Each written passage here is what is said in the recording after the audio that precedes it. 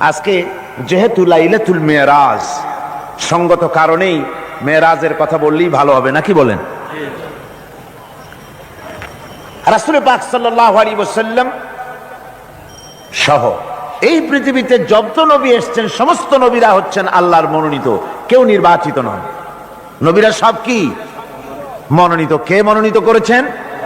আল্লাহ সুবহানাহু ওয়া তাআলা, তিনি মনোনয়ন দান করেছেন। নবীদের মধ্যে সমস্ত নবীরাই হচ্ছেন পূত পবিত্র, মাসুম, বেগুনাহ। লা নুফাররিকু বাইনা আহাদিম মির রুসুলি, আমরা নবীদের মধ্যে কোনো পার্থক্য সূচিত করি না, আমরা সমস্ত নবীদের উপরে ঈমান আনি। তবে নবীদের মধ্যে আল্লাহ রাব্বুল আলামিন কারো কারো ফজিলত কারো থেকে কিছু বেশি করেছেন, একথা আল্লাহ নিজেই বলেছেন, কারো ফজিলত কারো উপরে আমি প্রদান করেছি। তো কোরআনে কারিমে আল্লাহ পাক বলছেন যে কারো থেকে কারো একটু ফজিলত বেশি দেওয়া হয়েছে, কিন্তু সমস্ত নবীদেরকে তিনটি জিনিস দেওয়া হয়েছে সমানভাবে। কয়টি জিনিস? মনে রাখুন, তিনটি জিনিস সকলকে দেওয়া হয়েছে। একটি হচ্ছে ওহী, ওহী ছাড়া নবী হওয়া যায় না, ওহী সকল নবীতেই পেয়েছেন। 2 নম্বরে নবীদেরকে দেওয়া হয়েছে মুজিজা। 3 নম্বরে সমস্ত নবীদেরকে দেওয়া হয়েছে উন্নত মানের চরিত্র। একটা হচ্ছে ওহী, একটা মুজিজা, আর একটা উন্নত মানের চরিত্র।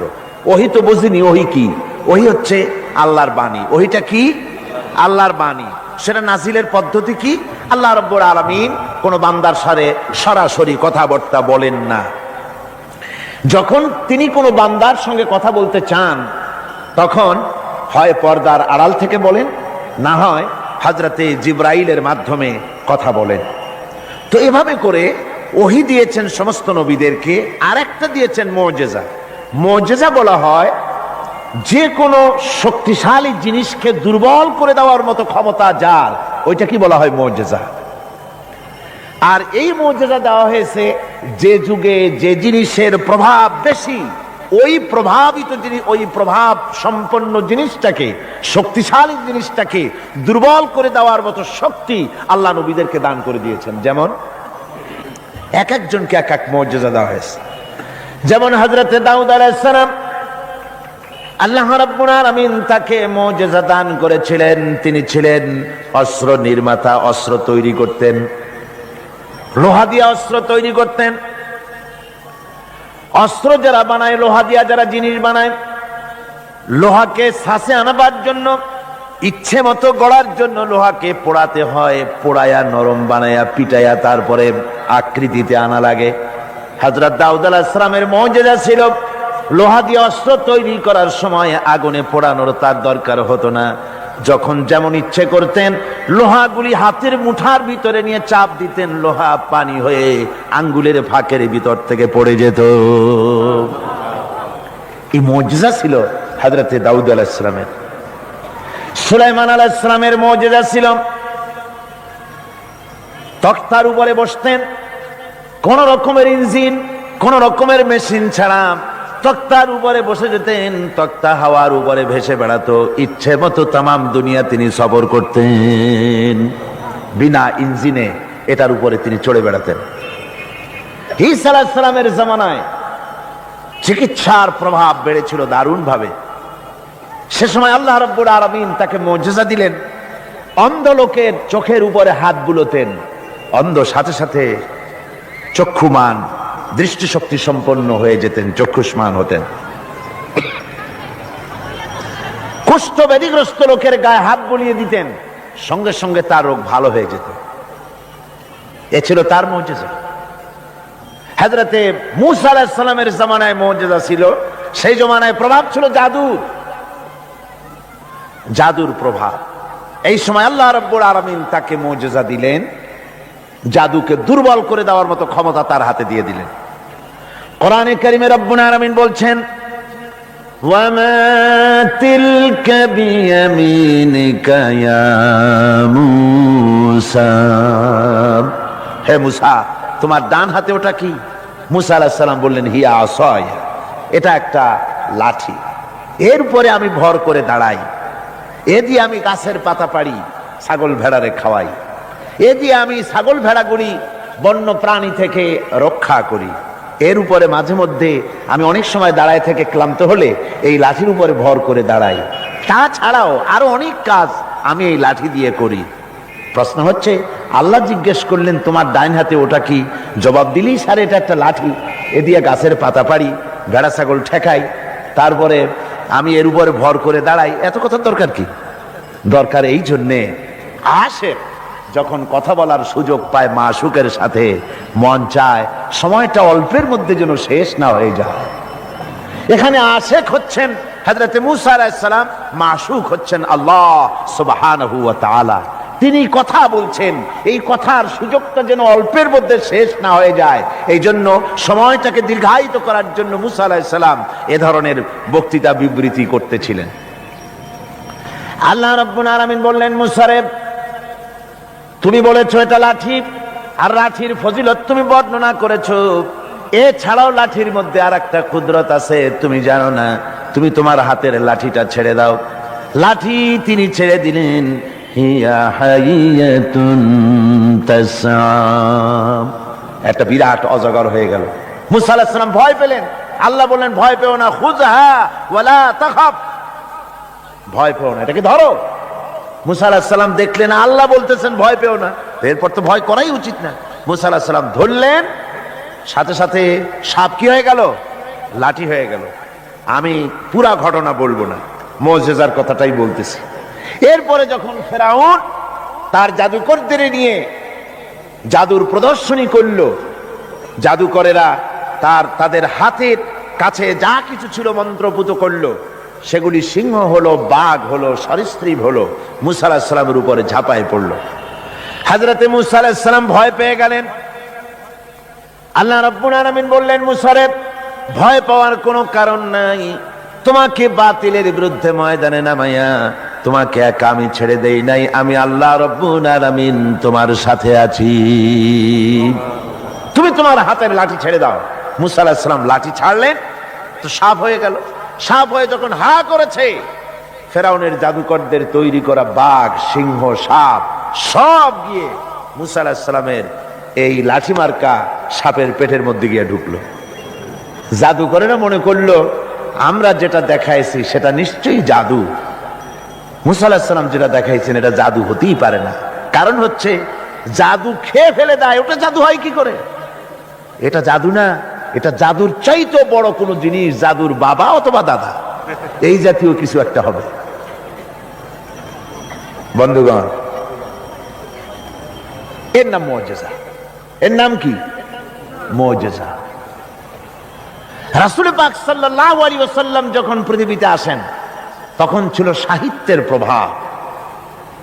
সাহিত্য এত প্রভাবিত, তখন প্রভাব বিস্তার করেছে যে তারা কবিতা রচনা করে করে, সাহিত্য রচনা করে করে কাবা শরীফের সাথে লটকায় দিত, চ্যালেঞ্জ করত, পারলে এইটার সাথে মোকাবেলা করো। সেই যুগে আল্লাহ পাক নাজিল করলেন কোরআন। রাসূল পাক সাল্লাল্লাহু আলাইহি ওয়াসাল্লামের জীবনে 3000 মুজিজা রয়েছে। এই 3000 মুজিজার ভিতরে রাসূলুল্লাহ সবচেয়ে বড় মুজিজা হচ্ছে কোরআন। কোরআনে কারীম, কোরআনের মুজিজা আল্লাহ দিয়ে দিলেন। এমন সাহিত্য আল্লাহ পাক নাজিল করলেন, সাহিত্য, কবিত্ব সব কিছু এর সামনে মাথা নত করে দিল। শুধু সেকালে নয়, সেই কালে, আজকের কালে, ভবিষ্যৎ কালে, কিয়ামত পর্যন্ত কোরআনের সাহিত্যিক মানকে উতরে যাবে, এমন সাহিত্যিকের জন্ম হয় নাই, হবেও না। সুবহানাল্লাহ ওয়া বিহামদিহি। আমি বলতেছিলাম নবীদেরকে 3টা জিনিস দেওয়া হয়েছে সমানভাবে। ওহী দেওয়া হয়েছে, মুজিজা দেওয়া হয়েছে, উন্নত মানের চরিত্র দেওয়া হয়েছে। হযরতে দাউদ আলাইহিস সালামকে যে মুজিজা দেওয়া হলো, দাউদ আলাইহিস সালাম ইন্তেকাল করলেন, মুজিজা তার কবরে চলে গেল। আজ আর পৃথিবীতে কোন মানুষ লোহা ধরে চাপ দিলে পানি হয়ে পড়ে যাবে না। সুলাইমান আলাইহিস সালাম ইন্তেকাল করলেন, মুজিজা কবরে নিয়ে চলে গেলেন।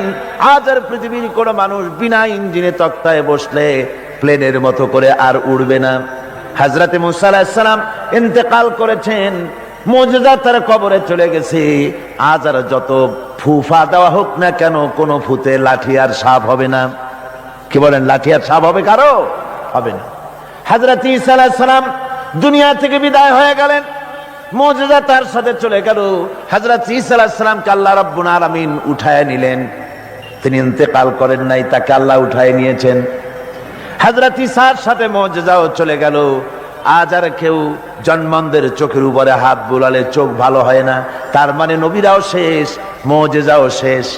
একজন মাত্র নবী জনাবে মুহাম্মদ রাসূলুল্লাহ সাল্লাল্লাহু আলাইহি ওয়াসাল্লাম ইন্তেকাল করেছেন, কিন্তু তার মুজিজা কবরে নিয়ে যান নাই। তার মুজিজা কোরআন আজও আছে, আর কিয়ামত পর্যন্ত রাসূলুল্লাহর মুজিজা থাকবে। রাসূল পাক সাল্লাল্লাহু আলাইহি ওয়াসাল্লামের এই মুজিজা চিরন্তন, শাশ্বত, কিয়ামত পর্যন্ত তা টিকে থাকবে। সুবহানাল্লাহ পড়ে। আমার ভাইরা, সে কোরআন আপনারা শুনতে এসেছেন, লাইলাতুল মেরাজে অবতীর্ণ করেছেন আর হেফাজতের দায়িত্ব নিয়েছেন। কোরআনে কারীম কখনো বিনষ্ট হবে না, কখনো রদবদল হবে না। কোরআন হেফাজতের দায়িত্ব কার? আল্লাহ রাব্বুল আলামিন বলছেন, নাহনু নাযালনা যিকরা ওয়া ইন্না লাহু লাহাফিজুন। কোরআন নাযিল করেছি আমি আল্লাহ, আর এর সংরক্ষণের সম্পূর্ণ দায়িত্ব আমি আল্লাহ আমার নিজ হাতে গ্রহণ করেছি। না, কখনো রদবদল হবে না। কোরআন হেফাজতের দায়িত্ব কার? আল্লাহ রাব্বুল আলামিন বলছেন, নাহনু নাযালনা যিকরা ওয়া ইন্না লাহু লাহাফিজুন। কোরআন নাযিল করেছি আমি আল্লাহ, আর এর সংরক্ষণের সম্পূর্ণ দায়িত্ব আমি আল্লাহ আমার নিজ হাতে গ্রহণ করেছি। নাযিল করেছি আমি, হেফাজতের দায়িত্ব আমার। সুবহানাল্লাহি ওয়া বিহামদিহি। হেফাজতের দায়িত্ব আল্লাহ নিয়ে নিলেন। কি সুন্দরভাবে হেফাজতের দায়িত্ব নিলেন। পৃথিবীতে কোনো কিতাবের হাফেজ নাই, কোনো বই হাফেজ নাই। কোন এত বড় একটা কিতাব, এটা কি সহজ ব্যাপার? এত বড় একটি কিতাব তা মানুষ মুখস্থ করেছে। আপনি আমাকে বলেন, যদি জানা থাকে, কোরআনের মতো এত বাক্য সম্বলিত কোন বই পৃথিবীর মানুষ, কোন ধর্মের মানুষ মুখস্থ করতে পেরেছে? যারা বলেন পেরেছে, পারে, কিন্তু কোরআন পেরেছে। আল্লাহ বলছেন, আমি সহজ করে দিছি মুখস্থ করার জন্য, তাই পেরেছো। কি সুন্দর হেফাজতের দায়িত্ব আল্লাহ নিলেন। এই গত অগস্ট, সেপ্টেম্বর, অক্টোবরে আমার লন্ডনে, ইংল্যান্ডের সফর ছিল। তো একটা মাদ্রাসায়, ক্যানন স্ট্রিট এর এক মাদ্রাসার হেফজখানার একটা কি বলে তাহফিজুল কোরআন মাদ্রাসার বার্ষিক মাহফিলে বক্তৃতা করছিলাম। বিভিন্ন জায়গায় কোরআনে কারীমের মাহফিলে, হেফজখানায়, ইংল্যান্ডে আলহামদুলিল্লাহ অনেক হেফজখানা হয়েছে। টাইটেল মাদ্রাসা 3টা হয়েছে সেখানে, আলহামদুলিল্লাহ পড়ে 3টা টাইটেল মাদ্রাসা হয়েছে। Islamic kindergarten school, high school, college এর সংখ্যা হয়েছে 30টি, আর হাজার হাজার মসজিদ হয়েছে, আলহামদুলিল্লাহ পড়ে। তো এরকম একটি হেফজখানার তারা তাদের বার্ষিক মাহফিল আমাকে দাওয়াত দিয়েছে। ওই হাফেজদের মাথায় পাগড়ি, দস্তরবন্দি করতে হবে। তো আমাকে দাওয়াত দেওয়া হলো। একটা ছেলের মাথায় পাগড়ি পরালাম, তার বয়স খুব, আমার মনে হলো 8 বছর হবে, কোরআনে কারীমের হাফেজ হয়েছে। তাকে পাগড়ি পরায় আলোচনার মধ্যে আমি বললাম যে আল্লাহ পাক যেন আটলান্টিক মহাসাগরকে একটা ঝিনুকের মধ্যে ভরে দিয়েছেন। এই বাচ্চা ছেলেটা একটা ঝিনুকের মতো, আর কোরআনে কারীম আটলান্টিক মহাসাগরের মতো, তার থেকেও বড়। এই ঝিনুকের মধ্যে আল্লাহ পাক হেফাজত করেছেন। কোরআনে কারীম আল্লাহ পাক এভাবে মানুষকে মুখস্থ করার সুযোগ করে দিয়ে কোরআন হেফাজতের ব্যবস্থা করেছেন। এই কোরআনে কারীম যার উপরে অবতীর্ণ হয়েছে, তিনি হচ্ছেন বিশ্বের সর্বকালের, সর্বযুগের সর্বশ্রেষ্ঠ মহামানব। তিনি হচ্ছেন বিশ্ব নবী জনাবে মুহাম্মদ রাসূলুল্লাহ, সবাই বলেন সাল্লাল্লাহু আলাইহি ওয়াসাল্লাম। তারই মেরাজের রাত আজকে। পৃথিবীর কোন পয়গম্বরের মেরাজ হয়নি, একমাত্র হুজুরের মেরাজ হয়েছে। তার কারণ হুজুরের সম্মান সবচাইতে বেশি। সবচাইতে সম্মান কার বেশি? একটু জিকির করেন জোরে সোরে, লা ইলাহা ইল্লাল্লাহ। জাযাকাল্লাহ।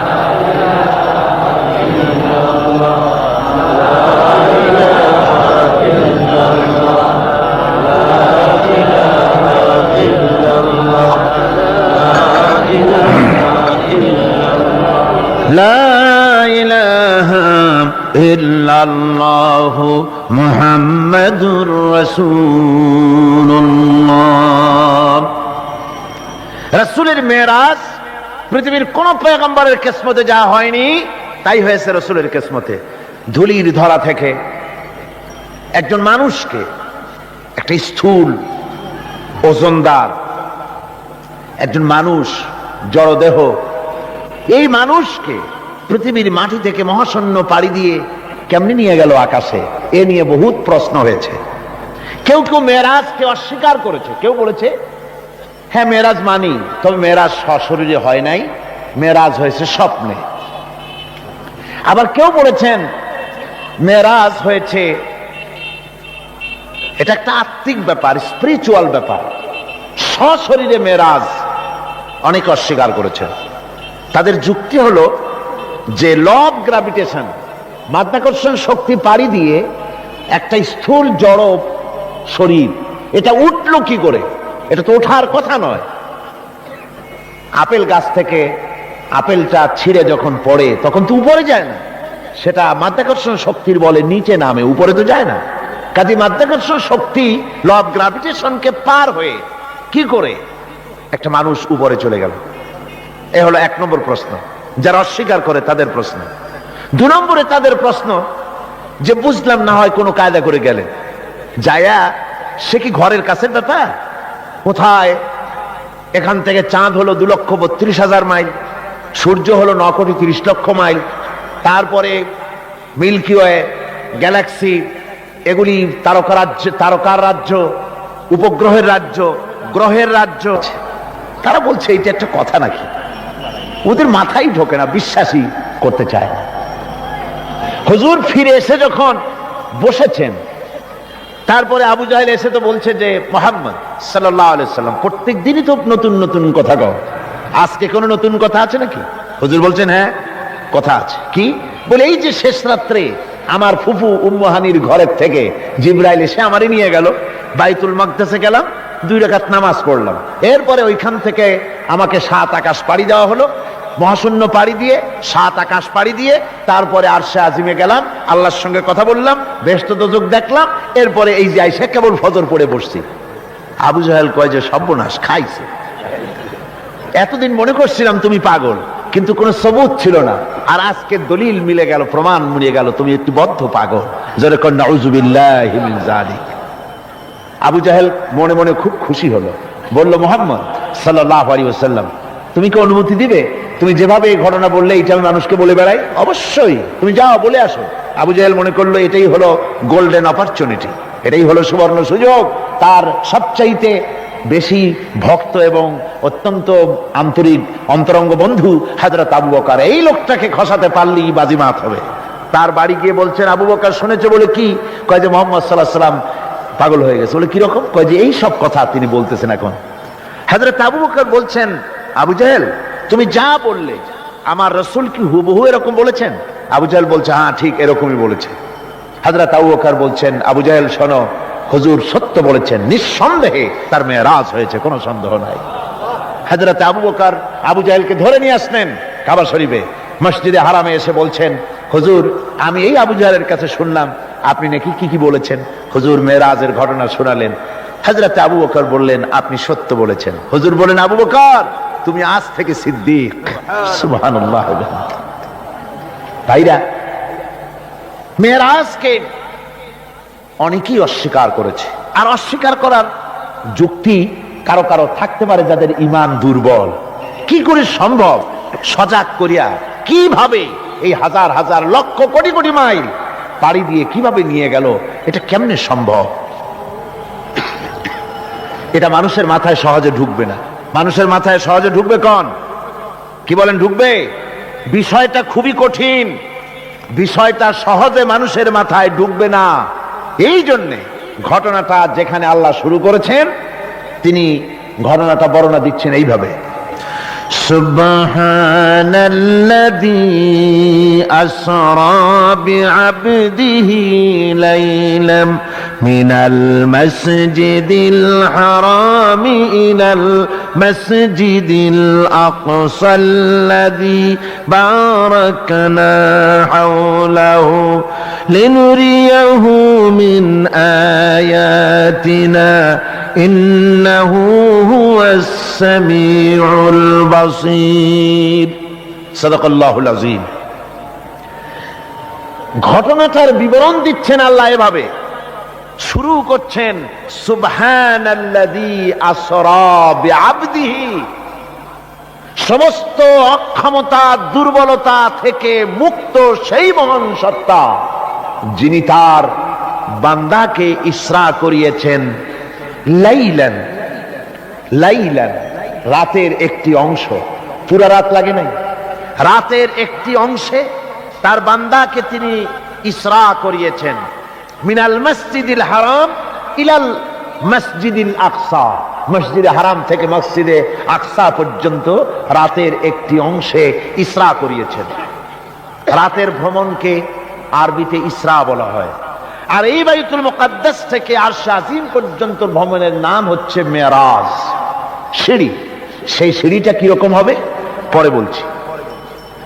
এখানে বলা হচ্ছে তোমরা তো জিনিসটাকে কঠিন মনে করো, যেটা কি করে সম্ভব, এটাকে কঠিন মনে করো, অসম্ভব মনে করো, কিন্তু কাজটা ঘটায়ছেন এমন এক সত্তা সুবহানা, যিনি সমস্ত দুর্বলতা অক্ষমতা থেকে মুক্ত, মহান শক্তিশালী আল্লাহ ঘটনাটা ঘটায়ছেন। কাজী তোমাদের এই চিন্তা কেন, যেটা কি করে হলো, কাজটা কে ঘটায়ছেন? আল্লাহ সুবহানাহু ওয়া তাআলা তিনি ঘটায়ছেন। তার জন্য এগুলি কি কোনো অসম্ভব ব্যাপার? বলুন, এটা কি কোনো অসম্ভব ব্যাপার? নিশ্চয়ই কোনো অসম্ভব ব্যাপার না। বিজ্ঞানের দৃষ্টি দিয়ে, বৈজ্ঞানিক দৃষ্টিভঙ্গিতে এবং দর্শন দিয়ে আমি আপনাদেরকে বিষয়টা অনেকক্ষণ দৃষ্টান্ত দিতে পারবো। সে ধরনের মাল মশলা আমার কাছে মজুদ আছে, যে রাসূল পাক সাল্লাল্লাহু আলাইহি ওয়াসাল্লামকে মেরাজ হয়েছিল বিজ্ঞান এবং দর্শন দিয়ে বুঝানো যেতে পারে। কিন্তু এই যুক্তি, এই তত্ত্ব, এই তথ্যের কোন যুক্তি নাই, যেহেতু আল্লাহ নিজে বলেছেন সুবহানাল্লাযী আসরা বিআবদিহি লাইলাম মিনাল মসজিদিল হারাম। এই ঘটনা ঘটায়ছেন তিনি, যার ক্ষমতার ভিতরে কোনো দুর্বলতা নাই, যার ক্ষমতা মুহাইয়া করতে পারে এমন ক্ষমতা কারো নাই, যিনি প্রচন্ড ক্ষমতার মালিক, অক্ষমতা তাকে স্পর্শ করে না, সেই মহান আল্লাহ এটা ঘটায়ছেন। সুতরাং যুক্তি প্রমাণের কোনো প্রয়োজন নাই, আল্লাহ নিজে বলছেন ঘটনাটা আমি ঘটাইছি সুবহানাল্লাহ বিহামদিহি। তারপরে বলা হচ্ছে যে তিনি ফিরে এলেন, ওই যে বোরাক, হাদিস শরীফে এসেছে বোরাকে করে তাকে নেওয়া হয়েছে। তো বোরাকে করে নেওয়া হয়েছে, বোরাকটা কেমন? সেই বোরাক আমরা আবার বানাইছি, আমাদের তো বুদ্ধি কম না, আমাদের দেশের লোকের আবার বোরাক বানায় ছাড়ছে। ঘোড়ার মতো বডি, মানুষ মেয়ে লোকের মতো একটা মাথা, খুব সুন্দর চুপ, তারপরে চুল টুল ঝুলানো, এরকমের দুইটা ডানা আছে ঘোড়ার পিঠের উপরে, নিচে লেখা আছে হাযা বুরাকুন নবী সাল্লাল্লাহু আলাইহি ওয়াসাল্লাম। আর এইটাকে বরকতের জন্য মুসলমানেরা ঘরের মধ্যে টানায় রাখে, দেখছেন আপনারা এরকম। এরপরে আবার আরো একটা জিনিস বরকতের জন্য ইদানিং বেরিয়েছে, 15 টাকা 20 টাকা বিক্রি হয়, সুন্দর সুন্দর অফসেট পেপারে হুজুর সাল্লাল্লাহু আলাইহি ওয়াসাল্লামের পাগড়ি, হুজুর সাল্লাল্লাহু আলাইহি ওয়াসাল্লামের পায়ের জুতা, তারপরে হুজুর সাল্লাল্লাহু আলাইহি ওয়াসাল্লামের হাতে লেখা চিঠি, কই কই থেকে এগুলি সংগ্রহ করে এগুলি বিক্রি করার ব্যবস্থা করছে, লোকেরা বরকতের জন্য এগুলি রাখতেছে। হুজুর সাল্লাল্লাহু আলাইহি ওয়াসাল্লামের পাগড়ির কোনো ছবি পৃথিবীর কোনো মানুষের কাছে থাকার কোনো প্রমাণ নাই। সুতরাং এগুলি বাজে, এগুলি কিনে রেখে বরকতের জন্য এগুলি রাসূলকে তাওহীন করা হয়, এর দ্বারা ইজ্জত করা হয় না। রাসূলের পাগড়ি 20 টাকা দিয়ে কিনবেন আপনি? আজীব তামাশা। বোরাক বানানো হয়েছে। বোরাক হচ্ছে কি?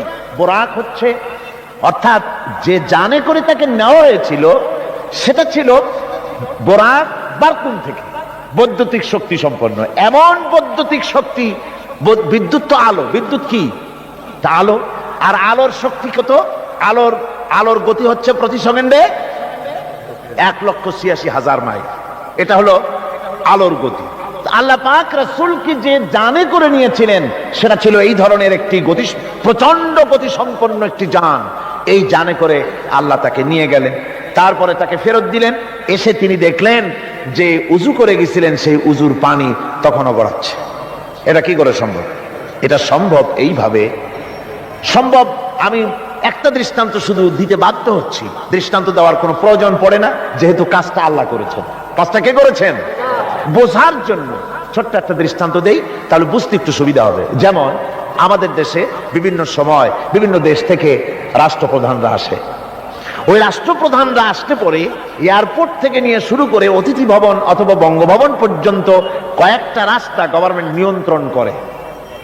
এই রাস্তাসমূহে ট্রাফিক চলাচল বন্ধ করে দেওয়া হয়।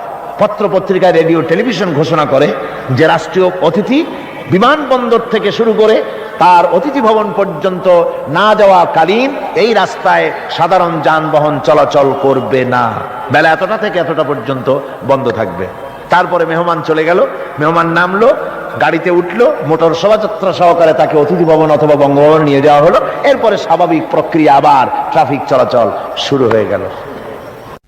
আমার ভাইরা, এইটা যদি পৃথিবীর সামান্য সলিমদ্দি কলিমদ্দির জন্য যদি এই ব্যবস্থা হয়, এই দুনিয়ার প্রেসিডেন্ট গুলা, এই পৃথিবীর নেতৃস্থানীয় ব্যক্তিবর্গ সলিমদ্দি কলিমদ্দি ছাড়া আর কিছুই না। আজ আছে কাল নাই, ঠিক কিনা গণ? আজ আছে কাল নাই, কিন্তু এদের মাথায় সেই আকল নাই, বুঝতে চেষ্টা করে না। যেই ক্ষমতা আসে সে মনে করে বাপের বাড়ির সম্পত্তি পেয়ে গেছি, সুতরাং যত খুশি নিজের ইচ্ছে মতো শয়তানি বদমাশি চালাতেই থাকে। সেই জন্য বলছি, সলিমদ্দি কলিমদ্দি সাধারণ টাইপের মানুষ, এদের জন্য যদি ট্রাফিক চলাচল বন্ধ করে দেওয়া হয়, তাহলে কোন সাধারণ মেহমান নয়, আকাশ ও জমিনে আল্লাহর পরে সবচাইতে বড় মর্যাদা কার? রাসূলের। জোরে চিল্লায় বলতে হবে, সবচাইতে বড় মর্যাদা কার? আল্লাহর পরেই মর্যাদা। চারটিখানি কথা নয়, ভালো করে বুঝতে হবে, মাথা খাটায় বুঝতে হবে।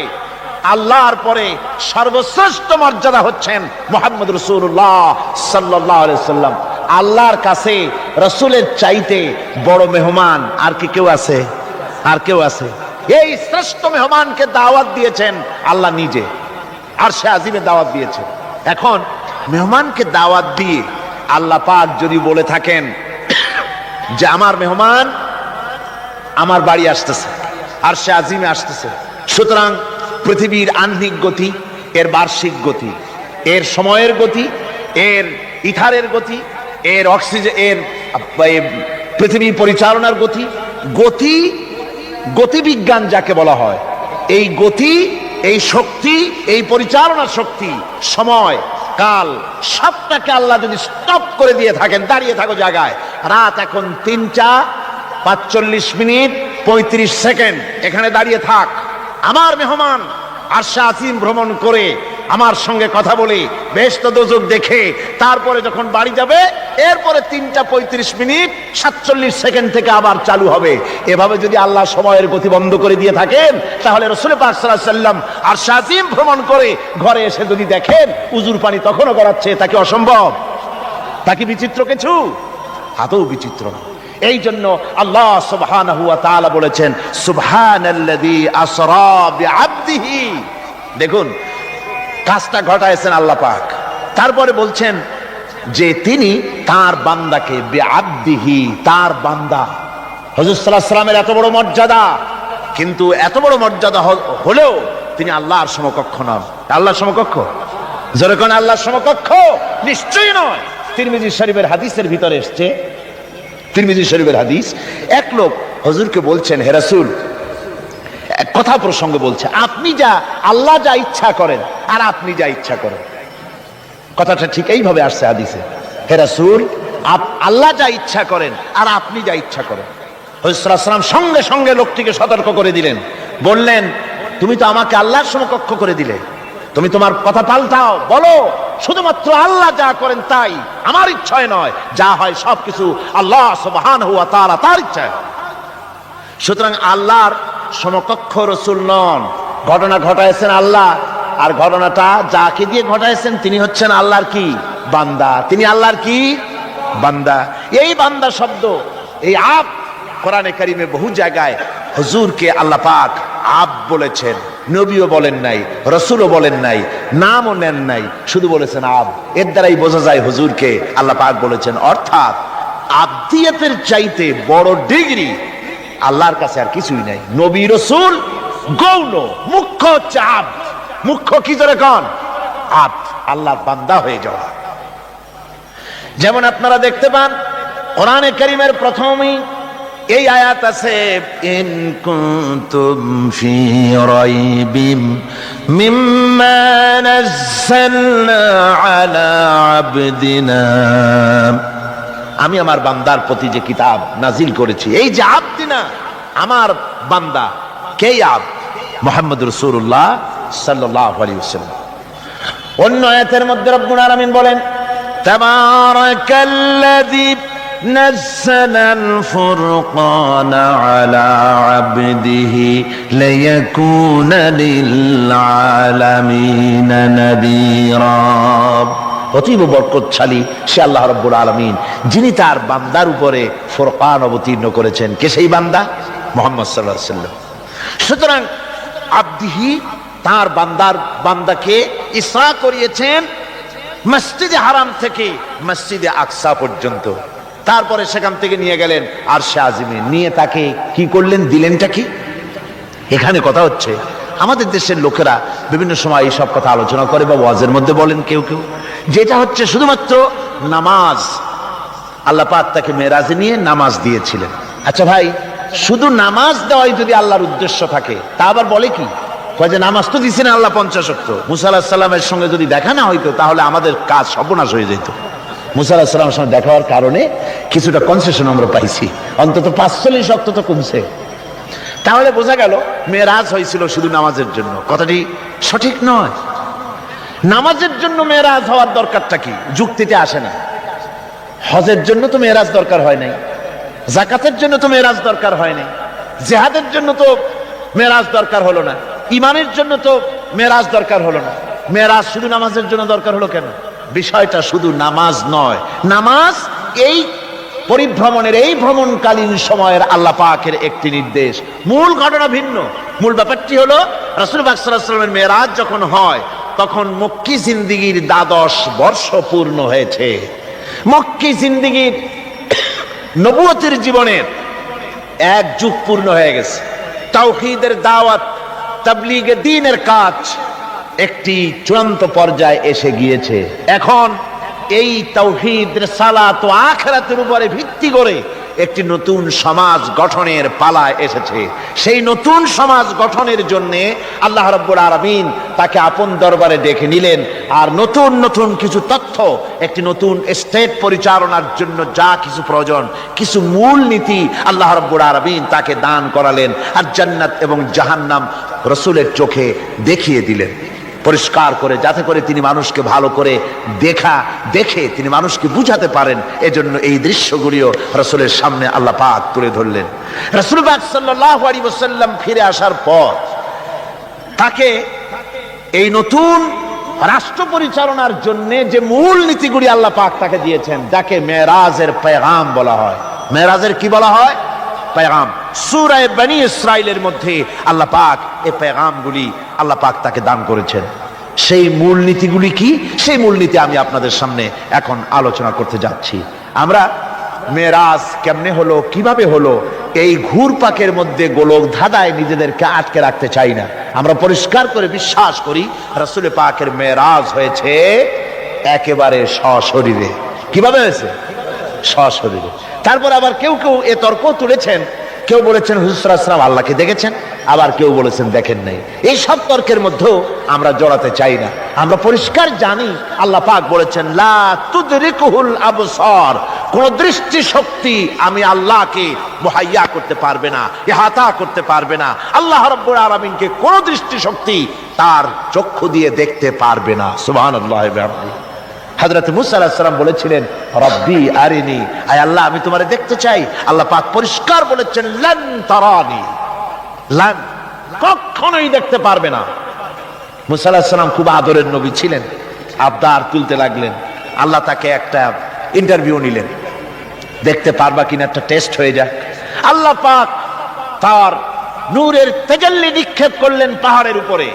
হযরত মুসা আলাইহিস সালাম 1 সেকেন্ড মাত্র দেখলেন, সহ্য করতে পারলেন না, আল্লাহু আকবার বলে চিৎকার মেরে বেহুশ হয়ে জমিনের উপরে পড়ে গেলেন। সুতরাং আমরা ওই তর্কে যেতে চাই না যে আল্লাহ পাককে হুজুর সাল্লাল্লাহু আলাইহি ওয়াসাল্লাম দেখেছেন কি দেখেন নাই, ওইটা আমাদের মূল বিষয় নয়। আমাদের বিষয় হচ্ছে মেরাজ থেকে রাসূলুল্লাহ পেলেন কি, উম্মতের জন্য আনলেন কি, এটাই হলো আমাদের সবচেয়ে বড় প্রয়োজনীয় বিষয়।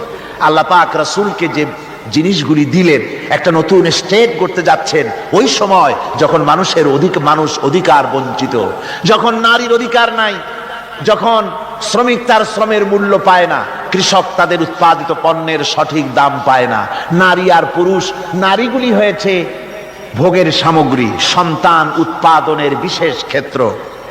তারপরে মানুষে মানুষে হানাহানি, মারামারি, কাটাকাটি, অশ্লীলতা, পাপাচার, জেনা আর ব্যভিচার, সুদ, ঘুষ, এতিমকে ঠকানো, গান বাজনা ইত্যাদি দিয়ে গোটা দেশটা যখন রসাতলে, গোটা পৃথিবী যখন ত্রাহি ত্রাহি করছে মজলুম জনতা, সেই সময় ইসলামের এই নতুন স্টেটের ভিত্তি দিতে যাচ্ছেন মুহাম্মদ রাসূলুল্লাহ সাল্লাল্লাহু আলাইহি ওয়াসাল্লাম।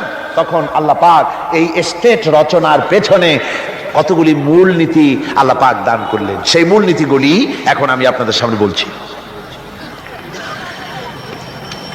আল্লাহ রাব্বুল আলামিন বলেন, ওয়াকাদা রাব্বুকা আল্লা তা'বুদু ইল্লা ইয়্যাহু ওয়া বিল ওয়ালিদাইনি ইহসানা। যে রুকুটিতে এই মূল নীতিগুলি আল্লাহ পাক দিয়েছেন, সেই রুকুটা শুরু হয়েছে এভাবে যে তোমার প্রভু চূড়ান্ত ফয়সালা এই যে আল্লাহ রাব্বুল আলামিনের দাসত্ব হবে কেবলমাত্র আল্লাহর, গোলামি হবে কার? জোরে সরে বলতে হবে, গোলামি হবে কার? আল্লাহ ছাড়া আর কারো গোলামি করা যাবে না। নতুন স্টেট তৈরি করতে যাচ্ছ, প্রথম নীতি হবে, প্রথম মূল নীতি হবে স্টেটের, প্রথম থেকে নিয়ে শেষ পর্যন্ত, রাষ্ট্রপ্রধান থেকে নিয়ে প্রজা পর্যন্ত, জীবনের সকল ক্ষেত্রে সমস্ত মানুষের জন্য এটাই হলো মূল নীতি যে আল্লাহ ছাড়া কাউকে প্রভু বলে মানা যাবে না, আল্লাহ ছাড়া কারো গোলামি করা যাবে না। আর আল্লাহর পরেই মা বাপ মাতা পিতা এহসান করবে, এটা হচ্ছে আল্লাহর নির্দেশ, আল্লাহর ফয়সালা। তো প্রথম পয়েন্ট যেটা, সেটা হচ্ছে ইবাদত। প্রথম পয়েন্ট কি? ইবাদত। মূলত এই ইবাদতের জন্যই আল্লাহ পাক মানুষকে সৃষ্টি করেছেন। কোরআনে কারীমে আল্লাহ বলেছেন, মা খালাকতুল জিন্না ওয়াল ইনসা ইল্লা লিয়াবুদুন। আল্লাহ বলেন, আমি মানব আর জিন জাতিকে সৃষ্টি করেছি শুধু আমার ইবাদতের জন্য, আর কোনো কারণে নয়। আর পৃথিবীতে যত নবী আমি পাঠিয়েছি, সমস্ত নবীরা তার কওমকে দাওয়াত দিয়েছেন, ইয়া কওমি ইবুদুল্লাহা মা লাকুম মিন ইলাহিন গায়রু। আল্লাহ রাব্বুল আলামিন বলেন, দুনিয়ায় যত নবী পাঠানো হলো, সমস্ত নবীরা তার জাতিকে ডেকে বলেছেন, হে আমার জাতি, হে আমার কওম, এক আল্লাহর গোলামি করো, তিনি ছাড়া তোমাদের কোনো ইলাহ নাই। এই দাওয়াত সব নবীরা দিয়েছেন। আল্লাহ পাক বলেন, এমন কোন জাতি নাই, এমন কোন উম্মত নাই যাদের কাছে নবী আমি পাঠাই নাই। ওয়ালাকাদ বা'আসনা ফি কুল্লি উম্মাতির রাসূলা আন ইবুদুল্লাহা ওয়াজতানিবুত তাগুত। আমি প্রত্যেক জাতির জন্য রাসূল প্রেরণ করেছি, আমি প্রত্যেক জাতির জন্য নবী প্রেরণ করেছি। তাদের দাওয়াত ছিল আনি ইবুদুল্লাহ ওয়াজতানিবুত তাগুত, এক আল্লাহর গোলামি করো, এক আল্লাহর দাসত্ব করো, আর তাগুতকে বর্জন করো। তাগুত হচ্ছে সেই শক্তি যে শক্তি শুধু নিজেই আল্লাহর আইন অমান্য করে বসে থাকে না, বরং অন্যদেরকেও আল্লাহর আইন অমান্য করতে বাধ্য করে। যেমন মনিবের গোলামি করে তার চাকর, চাকর মনিবের আনুগত্য করে, এটাকে আরবিতে বলা হয় ইবাদত। সরকারের আনুগত্য করে জনগণ, এটা আরবিতে এই আনুগত্যটাকে ইবাদত বলা হয়। এভাবে গোটা পৃথিবী যা কিছু আমরা দেখি আর দেখি না, সব কিছু আনুগত্য করে আল্লাহ রাব্বুল আলামিনের। কার আনুগত্য করে? চন্দ্র, সূর্য, গ্রহ, নক্ষত্র, সৌররাজি, ভূমণ্ডল, নবমণ্ডল সব গোলামি করে আল্লাহর। সুতরাং এই গোলামিকে আমরা, এটাকে ইবাদত বলা হয়। সবাই আল্লাহর আনুগত্য করছে, আল্লাহর ইবাদত করছে। সমস্ত মানুষ মনকে নরম করে বিশাল আকাশের মালিক, আমাদের হায়াতের মালিক, আমাদের মওতের মালিক, আমাদের সুখ দুঃখের মালিক, আমাদের মনিব, আমাদের রব, সর্বস্রষ্টা, সর্বশ্রেষ্ঠ মালিক মহান আল্লাহ রাব্বুল আলামিনের সামনে মাথা নিচু করে একান্ত গোলামের মতো, ভিক্ষুকের মতো, কাঙ্গালের মতো জীবনের সব দুঃখ দুর্দশা আল্লাহর কাছে বলবো। আমরা আমাদের গুনার কথা বলবো, আল্লাহর কাছে মাপ চাইবো। আল্লাহুম্মা আমিন। ربنا ظلمنا أنفسنا وإن لم تغفر لنا وترحمنا لنكونن من الخاسرين ربنا ظلمنا أنفسنا وإن لم تغفر لنا وترحمنا لنكونن من الخاسرين ربنا لا تزغ قلوبنا بعد إذ هديتنا وهب لنا من لدنك رحمة إنك أنت الوهاب رب العالمين লক্ষ লক্ষ মুসলমান নরনারী 5 দিন ব্যাপী কোরআনে কারীমের তাফসীরের মাহফিল শেষ করে আজকে আকাশের নিচে বসে কাঙ্গালের মতো, ভিক্ষুকের মতো গুনার বোঝা মাথায় নিয়া তোমার দরবারে ছোট ছোট 2খানা হাত তুলে ধরেছি। রব্বুল আলামিন, আমাদের গুনার দিকে নজর করো না, আমাদের গুনার দিকে তাকায়ও না। আমরা এত গুনাহ করেছি, সেদিকে তাকালে হয়তো রহমত করতে ইচ্ছে করবে না। আয় আল্লাহ, আমাদের গুনার দিকে তাকায়ও না, আমাদের চোখের দিকে তাকাও, আর আমাদের মুখের কাকুতি মিনতির দিকে তাকায়া আমাদের জিন্দেগির গুনাহ আল্লাহ মাফ করে দাও। রব্বুল আলামিন, এই 5 দিন তাফসীর করতে গিয়ে যদি কোনো ভুল আমি করে থাকি, আয় আল্লাহ, আমি মানুষ, ইলম কালাম নাই, আমি যদি কোনো ভুল করে থাকি আল্লাহ তুমি দয়া করে আমাকে মাফ করে দাও। কোনো ভুল কথা যদি বলে থাকি তোমার বান্দাদের স্মৃতি থেকে তা মিটাইয়া দাও। আয় আল্লাহ, হক কথা যা বলেছি, কোরআনের কথা, হাদিসের কথা, তেলাওয়াত যা হয়েছে, জিকির আজকার হয়েছে, আল্লাহ এতে তুমি খুশি হয়ে যে সওয়াবটুকুন দিবে, আল্লাহ দয়া করে সওয়াবটুকুন সরওয়ারে কায়নাত আশরাফুল আম্বিয়া সাইয়্যিদুল মুরসালিন রাহমাতুল লিল আলামিন জনাবে মুহাম্মদুর রাসূলুল্লাহ সাল্লাল্লাহু আলাইহি ওয়াসাল্লামের রূহ মুবারকে পৌঁছায়া দাও। রব্বুল আলামিন, तमाम পৃথিবীর মাটির নিচে যত মুমিন মুমিনাত শুয়ে আছে আল্লাহ তাদের আরওয়ার পরে সওয়াব পৌঁছায়া দাও। রব্বুল আলামিন, আমরা বড় গুনাহগার। এই মুহূর্তে মনে পড়ে গেল আমাদের আব্বাজানের কথা, আমাদের মায়ের কথা মনে পড়ে গেল। আল্লাহ, আয় আল্লাহ, আমাদের আব্বাজান যারা কবরে চলে গেছে, আমাদের জন্য কত কষ্ট করেছেন আল্লাহ, বাপজানের কবরটাকে বেহেশত বানাইয়া দাও। রব্বুল আলামিন, আব্বার কথা কি বলা যায়? আমাদের মানুষ করার জন্য কত কষ্ট করেছেন, কত মিথ্যা মামলা করেছেন, কত বাড়ি ঘর করে গেছেন আমাদের জন্য। একটা পয়সা নিয়ে যান নাই, কিছু নিয়ে যায় নাই, খালি হাতে চলে গেছে। আল্লাহ, বাপজানের কবরটা বেহেশত বানাইয়া দাও। রব্বুল আলামিন, জনম দুঃখিনী মা, আমাদের মা যাদের বিদায় হয়ে গেছে আল্লাহ বেহেশতের বাগান বানায়া দাও কবরটারে। আল্লাহ, কবরগুলিকে জান্নাতুল ফেরদাউস বানায়া দাও। রব্বির হামহুমা কামা রব্বায়ানি সগীরা, রব্বির হামহুমা কামা রব্বায়ানি সগীরা। আয় আল্লাহ, মায়ের বুকের দুধগুলো চুষে চুষে খেয়েছি, মায়ের কষ্ট দিছি, মায়ের কোলে পেশাব পায়খানা করেছি। আয় আল্লাহ, মায়ের সাথে যত বেয়াদবি হয়েছে আল্লাহ আমাদের মাফ করে দাও। আল্লাহ, মায়ের কবরটাকে জান্নাতুল ফেরদাউস বানায়া দাও। আমাদের দাদা দাদি, আমাদের পীর ওস্তাদ, আমাদের বন্ধু বান্ধব যারা মারা গেছে আল্লাহ সকলের রুহের পরে সওয়াব পৌঁছায়া দাও।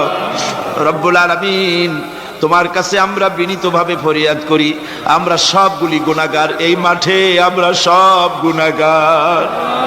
আল্লাহ তোমার রহমতের কুদরতি নজর দিয়া তাকাও। এই মাহফিলের ভিতরে কত জিনাকার আছে, সুদখোর আছে, বেনামাজি আছে, হত্যাকারী আছে, কত রকমের পাপিষ্ঠ লোক এক জায়গায় এসে আল্লাহ কোরআন শরীফ সামনে নিয়ে বড় আশা করে হাত উঠাইছি। আল্লাহ কত মানুষ দূর দারাজ থেকে আসছে, কোরআনের মাহফিলে দোয়া কবুল হবে এই নিয়ত করে। আল্লাহ আমাদের গুনাহ মাফ করে দাও। আল্লাহ আমার মক্কা শরীফের ভাই গাউসানি সাহেব, তিনি বলেছেন এই মাঠটাকে তিনি বলেছেন আরাফাতের মতো হয়ে গেছে। আয় আল্লাহ তোমার ঘরের প্রতিবেশী মেহমান নিয়া গাউসানি সাহেব আমাদের সাথে বসা, আল্লাহ তিনি তোমার ঘরের প্রতিবেশী। আল্লাহ তিনি আরাফাতের সাথে তুলনা করেছেন। আল্লাহ আমরা এখন তো সেখানে যেতে পারি নাই, বাংলাদেশের একটা মাঠে বসে হাত উঁচু করেছি। তোমার কুদরতি নজর দিয়া মেহেরবানি করে একটু আমাদের দিকে তাকাও। আল্লাহ আমাদের দিকে একটু তাকাও। সূরা আর রহমানের তাফসীর করলাম। তুমি তো রহমান, তুমি রহিম, তুমি জব্বার, তুমি সত্তার, তুমি মুহাইমিন, তুমি মুমিন, তুমি মুতাকাব্বির, তুমি সত্তারুল উয়ুব। আল্লাহ আমাদের দিকে তাকাও, আমাদের দিকে তাকাও।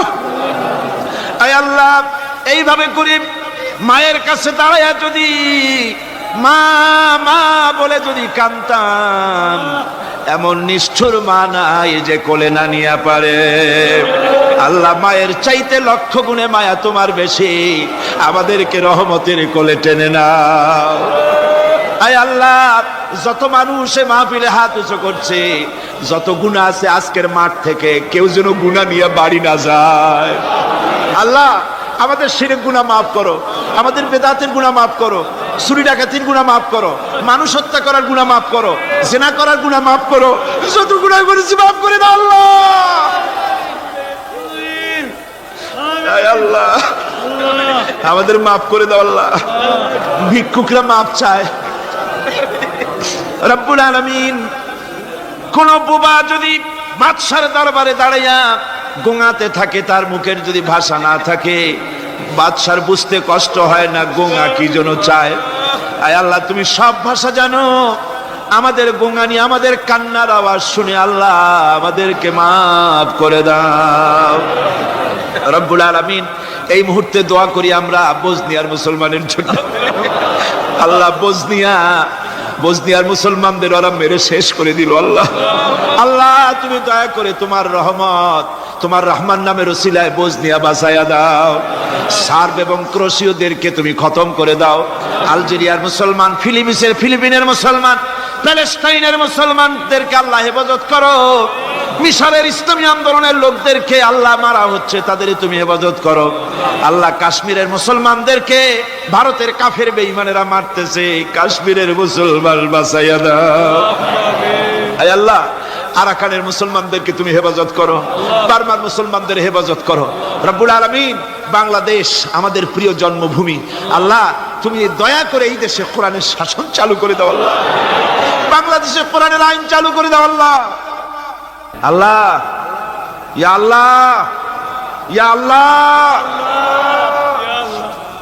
আমার ভাইরা হুজুর সাল্লাল্লাহু আলাইহি ওয়াসাল্লাম আরাফাতের ময়দানে দুহাত উঁচু করে দিয়ে আল্লাহর কাছে চাইছিলেন, যাতে তার বগল দেখা গিয়েছিল, হাদিস শরীফে এসেছে আল্লাহর কাছে দুটো হাত উঁচু করে দিয়ে চান, ইয়া আল্লাহ।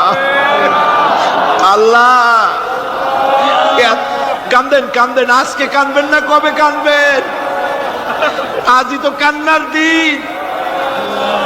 কাঁদেন আল্লাহর কাছে, আল্লাহ ভিক্ষা চাই তোমার কাছে। আল্লাহ আল্লাহ অনেকের রোগ ব্যাধি আছে, মাফ করে দাও আল্লাহ। আজকের এক মহিলা আমার সঙ্গে টেলিফোনে কাঁদলেন, 20 বছর পর্যন্ত রোগে ভুগতেছেন। রাহেলা আক্তার লাকি তার নাম। 20 বছর পর্যন্ত ভুগতেছে রোগে, কাঁদতেছে, বলছে বিশ্বাস করি কোরআনের মাহফিলে দোয়া কবুল হবে, অপারেশন যেন লাগে না, দোয়া করেন এই মহিলাকে যেন আল্লাহ অপারেশন না লাগায় ভালো করে দেন। আমি 1 মিনিট ছেড়ে দিলাম।